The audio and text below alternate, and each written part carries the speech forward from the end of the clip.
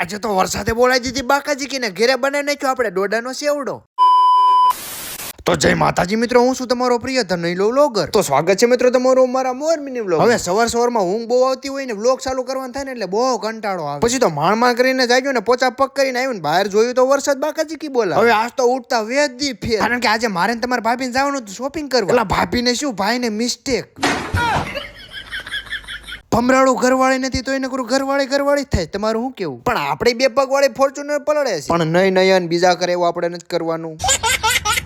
પણ મિત્રો ક્રિએટર કોઈ દી નવરો બે લઈ લીધો ફોન ને કરી દીધું એડિટિંગ નું કામ ચાલુ. અને મિત્રો હાસા દિલ ની વાત કહું ને તો એક સીન માટે વ્લોગર કેટલું કરતો હોય છે, કેમ કે બીજાને હસાવવા માટે પોતાને દુખી થવું પડે છે. એલા એ બધું મેઘ ને માઈ ગયો, હવે થોડાક દાંત કાઢી લેવી.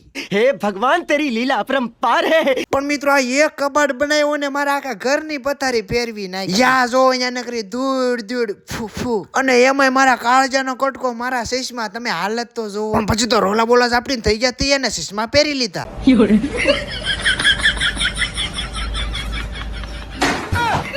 પણ ડોડો લીધો હાથમાં ને સોલી નાખ્યો ને બનાવી નાખ્યો જલ્દી સેવડો. પછી તો તમને ખબર જ છે આપડી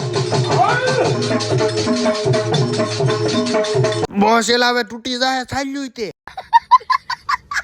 પછી તો પેટની પૂજા કરી નાઈ ધોન થઈ જાય કમ્પ્લીટ ને રોલા બોલા ઝાપટી નાખ્યા, કારણ કે આપણે જવાનું છે. હાલો આગળ કેતો જાય. વાગી જશે સાંજના 6:30. પછી તો શું હાથમાં લીધી બાવણી ને ગાડી મેલી હડતા જેવી કરી નાખી. પછી તો શું ગાડી સાફ કરી ગાડી કાઢીને નીકળી જાય સીધા રખડવા. પણ મિત્રો અમારા ગામની નાવલી એટલે એમ થાય કે બાપા હું વાડીએ જાય નાવલીમાં નહીં જાઉં. પછી તો ફટાફટ આવી ગયો ગોપાલ કિરાણામાં, કારણ કે હજી તમારા ભાભી નથી આવ્યા, ટ્રેનિંગ તો ચાલુ કરી દેવી. લઈ લીધી બધી વસ્તુ ને વશમાં પડ્યું અસગર. પછી તો ફટાફટ આવી ગયા મહાદેવના મંદિરે, કારણ કે હતો આરતીનો ટાઈમ.